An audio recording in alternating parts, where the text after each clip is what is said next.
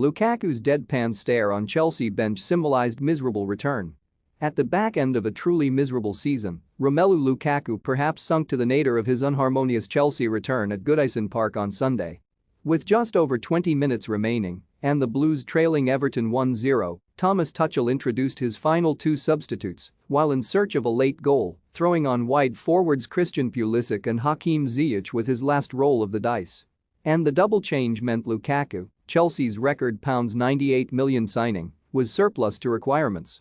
Following Tuchel's snub, TV cameras cut to a deadpan Lukaku on the bench, and his stony stare straight down the lens pretty much symbolised his anticlimactic second Blues stint. If looks could kill. The Belgian arrived back at Stamford Bridge last summer with a justified swagger after inspiring Inter Milan to the Serie A title. His return, 7 years after leaving to join Everton permanently, was heralded as Tuchel landing the final piece of his Chelsea jigsaw. The piece that could make them Premier League champions. 9 months on, with just 5 goals to show for 23 appearances in the league, it's fair to say that billing was very far from the truth. Instead, after being brought back to play a lead role, Lukaku now finds himself as a bit part player in West London. Only one of his last 9 appearances was a start, and he is without a Premier League goal in 2022. It has been a rocky season on the whole for the 28-year-old, who made headlines for all the wrong reasons when he hit out at Tuchel and hinted at a potential return to Inter in a bombshell interview with Sky Italia at the end of December. Before that, his form had already begun to suffer, scoring just 2 goals in close to 4 months amid injury problems, and he is still yet to find the back of the net in the league since. Nevertheless, despite his explosive comments, Tuchel stuck with Lukaku over the next 2 months, albeit having dropped him entirely for their first match after the controversy against Liverpool. He got the nod in their next 4 league games afterwards, yet no goal contributions in those outings clearly swayed Tuchel's thinking.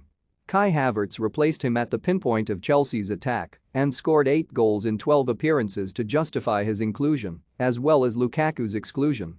From there, Tuchel has been set on deploying the German as a false 9, which in recent shortcomings has not gone to plan. Havertz spurned glorious opportunities in Thursday's 1-1 draw at Manchester United and lost his head at Everton. It speaks volumes that Tuchel decided to stick with him until the very end of Sunday's defeat and leave Lukaku on the bench. It has been clear for months on end that the latter's strengths are not utilised in Chelsea's current system.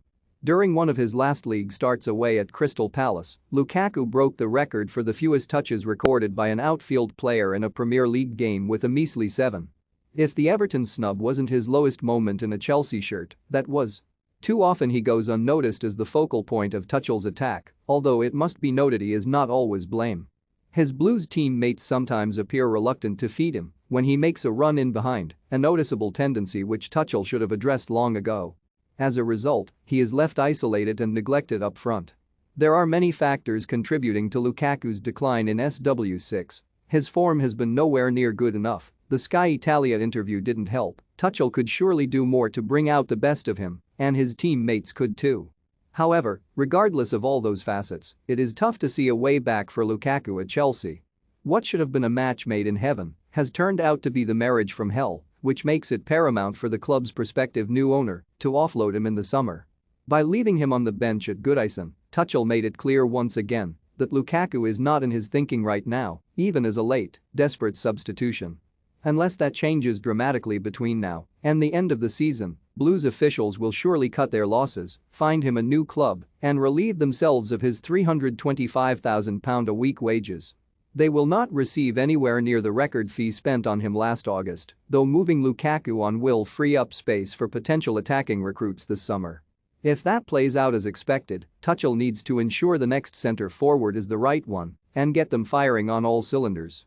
Last season he turned his nose up at Tammy Abraham, who is now thriving at Roma, and Lukaku has gone from one of Europe's most prolific strikers to a struggling outcast under his management.